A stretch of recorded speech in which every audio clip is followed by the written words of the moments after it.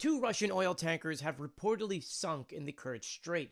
This comes after a major storm came through, causing damage on these ships, causing them to sink. These ships were Volvendov 212 and Volvendov 239, according to the report, which, by the way, are actually coming from Russian media outlets. Nothing from the Ukrainian side, just the Russian side. Said that the two Russian tankers had suffered significant damage in the Kerch Strait due to severe weather conditions and have already sunk. Emergency services from Russia's Emergency Situations Ministry sent out helicopters to go rescue people. We know, at least at this time, that half of them had been rescued. The other half, I think they were still waiting for more assistance. But according to eyewitness accounts by MASH, the ship was cut in half in the waves and then sunk. And then the other ones then did sort of the same thing. So what caused these ships to break?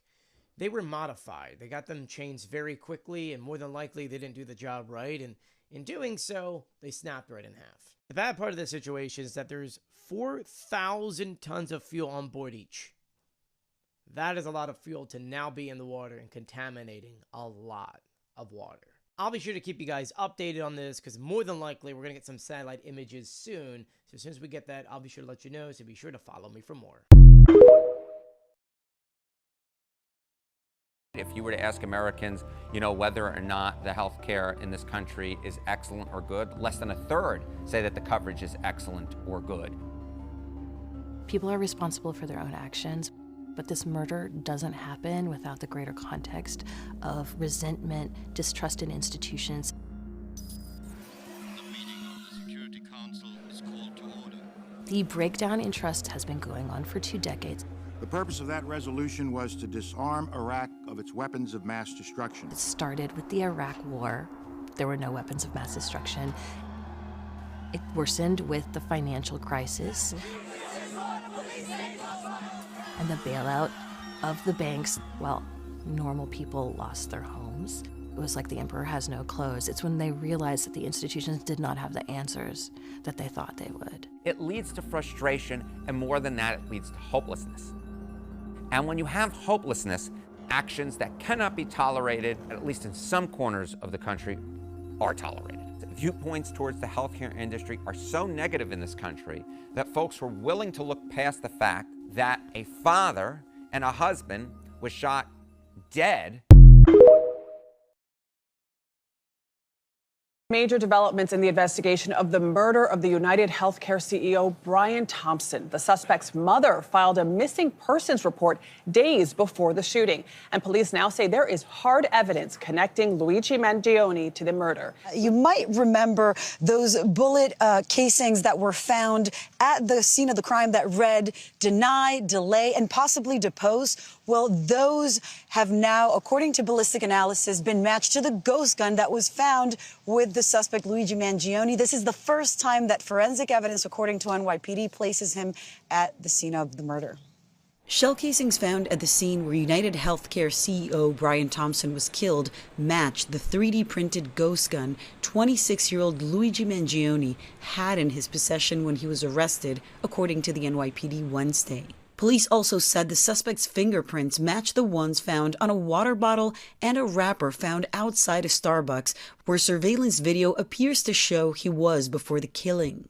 The NYPD said his print also matches one found on a cell phone that was recovered in an alley near the hotel. And at the time of his arrest, the NYPD says the suspect had a notebook where he wrote about his disdain for the healthcare industry. Law enforcement sources tell CBS News he wrote about using a bomb, but wrote that a shooting would be more targeted and would not risk innocent lives. Are you seeing the statements about choosing a gun over a bomb that were allegedly made in this notebook as an admission? I don't know that they have a confession, but I think they have enough facts, enough of a pattern of facts at this point to say this shows he was going to do it. This shows how he was going to do it. These pictures show you that he did do it. Sources tell CBS News Mangione's mother filed a missing persons report in San Francisco just days before the shooting. Friends say they hadn't heard from the suspect for several months. I remember looking at his face like, that guy looks so familiar. Dorian Wright says he taught the suspect several times at Power Yoga, Hawaii. He mentioned to me when I was helping him with the pose, he said, I have a back injury. And I'm like, where's your back injury? And he said, lower back. The goal was he came to our studio to heal himself, and I don't have any bad memories of him.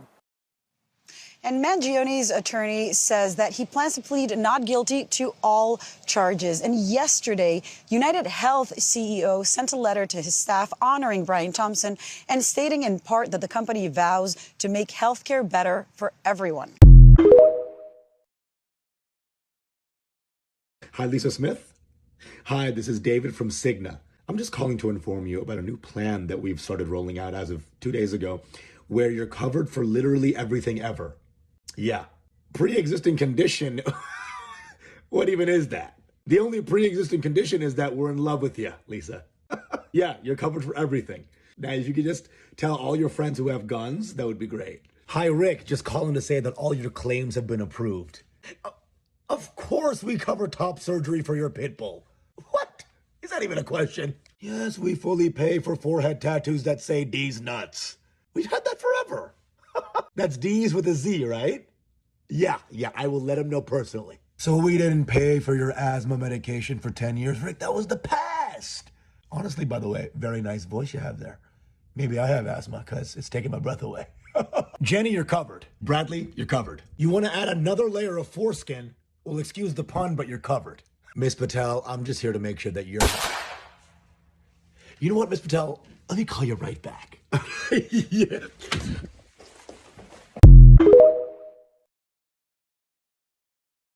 Today, the White House is announcing that President Biden, as you mentioned, is commuting the sentences of nearly 1,500 people who the White House says was placed under home confinement during COVID, and they say have all reintegrated into their communities and their families.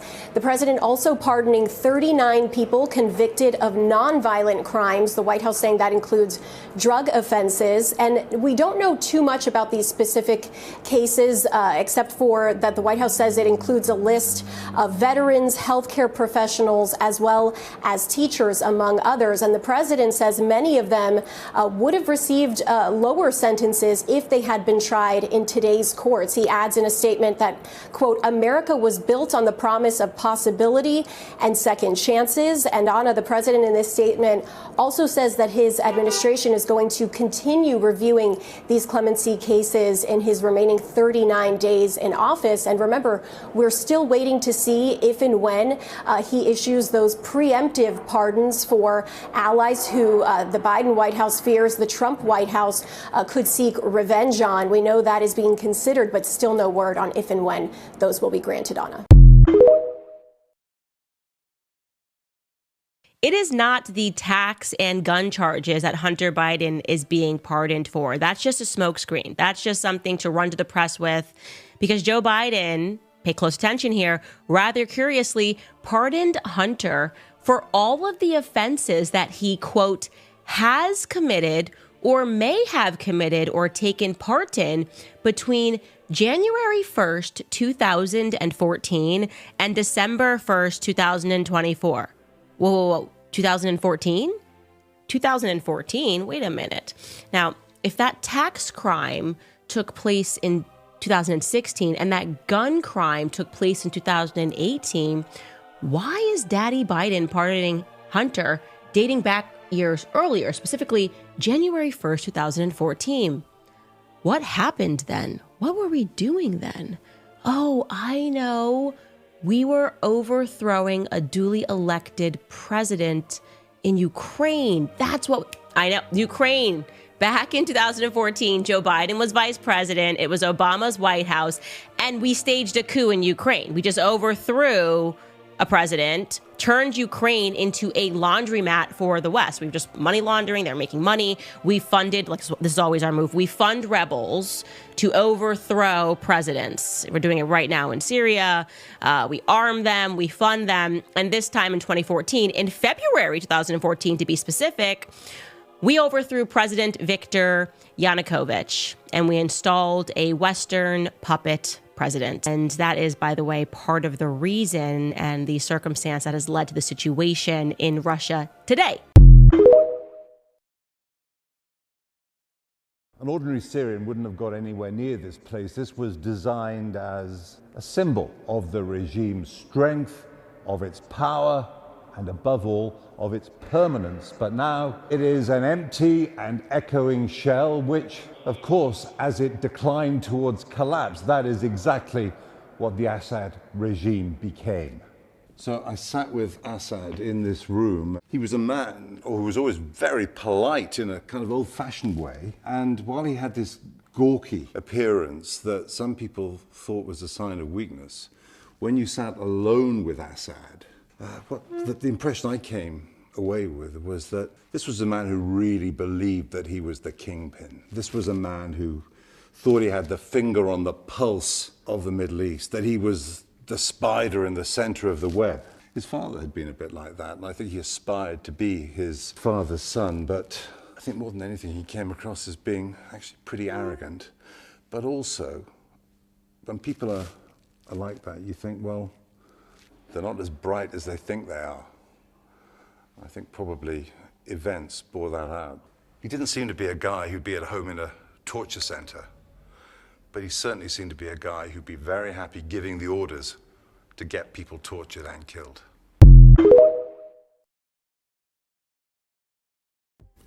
I ain't gonna lie, I had a visceral reaction to this. Now, when he pardoned Hunter, I understood it. Despite the fact that Dems love that rule of law shit that they always spouting, I get it because I'm a dad, so I would have pardoned my fucking son too. But there is no person alive that can explain this shit right here to me. Now, for those that don't know, just read this shit right here.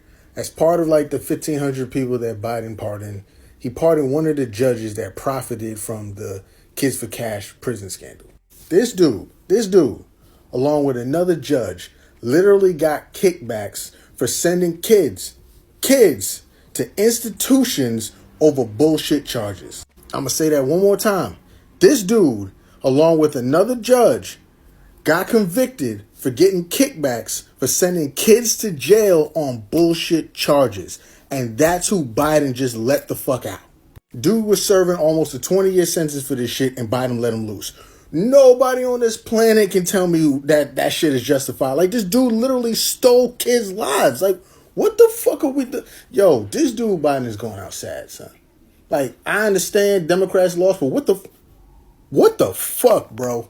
Yet another example of what the hell is going on. The FBI is warning that iPhone and Android users should stop texting each other. We already can't send pictures. Have you seen a picture that you try to send to an Android or vice versa? We already know that this is like a ploy to keep us trapped in the iPhone universe. You don't want us to send text messages now? They're essentially saying that iPhone to iPhone is fine. Android to Android also fine because it's encrypted from point A to point B, right? Point A to point B. But now, if you're texting to someone else, but honestly, y'all got all the data. Y'all got all the data. I got Alexa, Fire, everything. Like, y'all have everything. Ring, y'all have everything. So it don't even really matter. What data are they really collecting? My Amazon shopping cart? You know what I'm saying? My grocery list that I need to go to the store? What are you really collecting? Because honestly, you already got it. And if they don't got it, you got it. And I don't get a say in that either. So y'all can just, I'm going to keep texting, is what I'm trying to say. Donald Trump is now admitting that he won't be able to lower grocery prices after running his entire campaign on lowering grocery prices. Donald Trump was selected by Time magazine to be Person of the Year, which is just someone who had the most impact, and that impact can be good or bad. But they did an interview with Donald Trump along with this cover. And near the end of the article where they're talking about this interview, they said, quote, "Yet already, Donald Trump is moving the goalposts on some of his pledges, like lowering the price of groceries." He said, quote, "It's hard to bring these things down once they're up. You know, it's very hard." MAGA got played. Trump ran his entire campaign on lowering grocery prices. He never told us how he was going to do it, just that somehow, magically, he was going to be able to. And now even he himself is basically saying, yeah, it's not going to happen. If you supported Donald Trump based on the idea that he was going to somehow be able to lower your prices, understand that he lied to your face. He lied straight to you, didn't care. He said whatever it took to get elected. And now we have this maniac who's not going to do anything for the next 4 years. Speaking to Time magazine for his Person of the Year interview, Trump said this about the price of groceries. they're up, you know, it's very hard, but I think that they will. I think that energy is going to bring them down. I think a better supply chain is going to bring them down. You know, this supply chain is still broken. Those sentiments offering a much softer tone than what he repeatedly said on the campaign trail.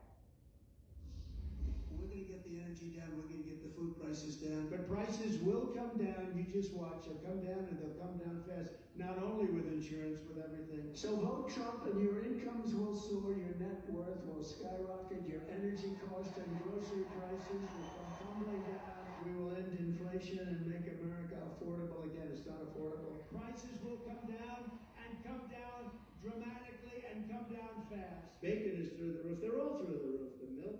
Everything is bad, and we're going to straighten it out. We're going to bring prices way down, and we're going to get it done fast. Here with us now is senior political writer for Newsweek, Catherine Fung. Catherine, great to see you. Do you hear any contradictions there? Hi, Frederica. Thanks for having me. Yeah, I know he promised on the campaign trail that those prices at the grocery store would come down, but in the latest Time interview that you pointed out, he's saying that they are very hard to bring down once they're up. He's clearly optimistic that his energy policies will bring those down, but I think he is admitting that it's going to be difficult to change those. Our political experts are joining me right now for some serious analysis, and Nia Malika Henderson does another part of this Time magazine interview with Trump. I want to get your reaction to this. Let me put it up on the screen. The president-elect is moving the goalposts on some of his pledges, like lowering the price of groceries. It's hard to bring things down once they're up, Trump says. You know, it's very hard. And in addition to repeatedly saying he would bring prices down when he was out there on the campaign trail, listen to what he was saying just last week. Listen to this. We're going to do things that a lot of people thought. We're going to drill, baby, drill. We're going to get your prices down. I started using the word, the groceries. When you buy apples, when you buy bacon, when you buy eggs, they would double and triple the price over a short period of time. And I won an election based on that. We're going to bring those prices way down. So why do you think Trump is now backing away from that plan? You know, it's unclear. I mean, one of the things that's clear is he never really had a plan to actually bring down grocery prices, right?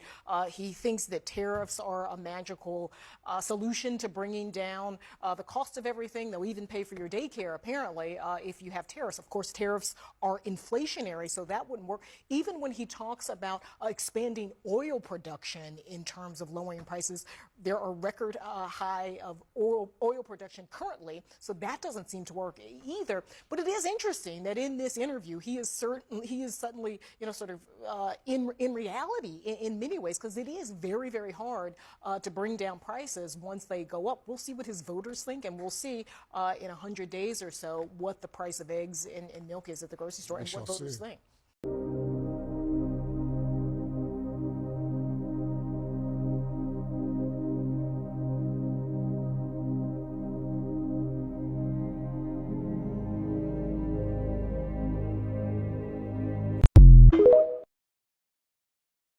People in Alexandria, Egypt thought this was the moon in the sky until it started getting larger and changing color. This is near the pyramids of Giza, and it was spotted on Sunday around 6 a.m. and it lasted for a total of 5 minutes. This pink orb grew to be so large that people even in Libya could see it and were taking pictures. Here, look. This is another view of the glowing pink orb in the sky. Number one, what the fuck is this? Number two, why is it near the pyramids of Giza? I have a whole theory on that, but let's keep talking about this orb. And it's not just photos that we have of this glowing pink orb exploding in the sky. The fuck? The orb eventually turned into a cloud of smoke or vapor, whatever you want to fucking call this, and the witnesses said that it looked like an explosion with no sound and that it had a solid white light in the middle of it. And after the 5 minutes of it just chilling in the sky, it was gone. Now this very well could just be one of HAARP's projects in the ionosphere or one of SpaceX's launch leaving residual energy. But if you'll remember correctly, plasma bubbles were spotted over the Pyramid of Giza not too long ago as well. Are they coming back to where they started? Something's going up real fast. A plane? I can't tell what it is. Oh, is that moving quick? That could be a drone. I don't know what the hell that is. That is quick. There's only one remaining right now. Whatever that green flashing one is, I He moved quick around it to get it. Super quick. He's like right there with it.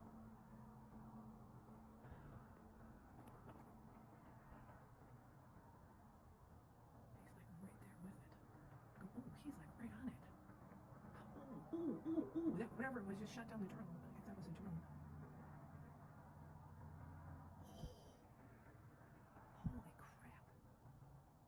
Okay, I need your help. I've been laying in bed all day watching TikTok.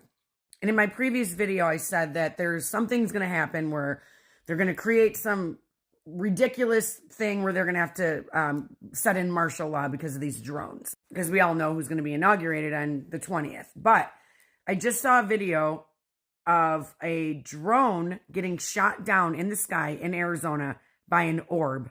I'm going to show you the video really quick, and then I need your help because I want to know who that guy was that made that prediction about there being a war in the sky. Do you remember that? He said something about December 5th, but obviously it's not December 5th, but it's close enough. You guys need to tell me who that person was that predicted that. But here's the video. Ooh, he's like right on it. Ooh, that whatever it was just shot down the drone. If that was a drone. What the hell is going on? I have a feeling, because of videos that I saw, that the drones are our government. I have a feeling. But what are these orbs? And again, can we figure out who that guy was that made that prediction? Because I honestly can't remember. Help me. Comment. I know you guys know. I woke up to a pretty crazy video here. This is just part of it. You can see there's an orange orb here floating and something falling out of it. It's going down to the ground, and then I'll play the rest of it, which is basically it looks like one of ours. It's a man-made drone. You can tell it's flashing. It flies up to this orange orb, sits there. I had to speed it up because it sits there for a while, but check it out. This is pretty wild. It interacts with the orb, and then it seems to fall out of the sky. Here, so it's going in, it interacts with the orb in some way, and then it falls to the ground.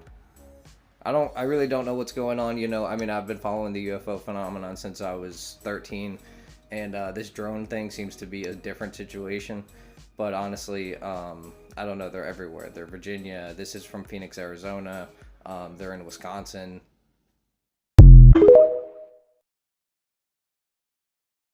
Does anybody else find this suspicious except me? Now, follow this.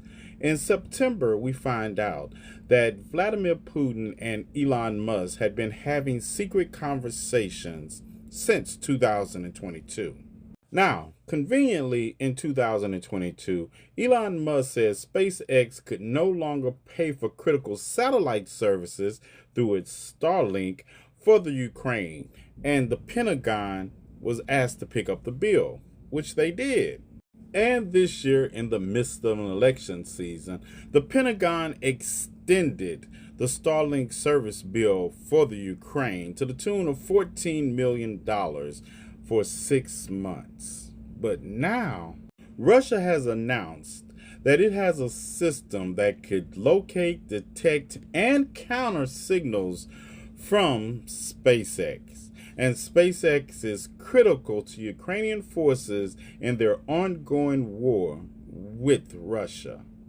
Yep, you heard me correctly. The Starlink system provided by Elon Musk that is critical to the Ukrainians' drone warfare. The Russians have just announced they have a system to locate, detect, and counter it. Just in time for an inauguration. Let that sink in. There's a lot of things going on underneath the ocean. If you ever fly across the Atlantic to like Qatar or something like that, or Dubai, they have that screen that shows you the scan of the ocean as you're flying over it. Just look at that for a few hours. You'll start seeing things. You'll start seeing what looks like remnants of structures underneath the water. and which is pretty crazy because it's like a scan, so you're seeing what's down there, even if it's dark outside. And some of those things look like remnants of ancient structures that have been destroyed or flooded over or whatever. But underneath the ocean, it's one of the greatest places to hide if you're an advanced civilization, because nobody's doing any real research down there.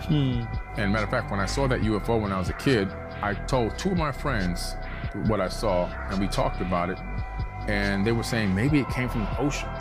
I was like, yeah, maybe it's from the ocean. I think that under the ocean you'll find a lot of bases there, whether it be alien or ours, I'm not sure, but I think that we will find the best place to hide on this planet is the ocean. So y'all mean to tell me that a freaking volcano erupted per NASA? A volcano erupted, y'all, and released mutant sharks? So we in the movie Megalodon? The Meg?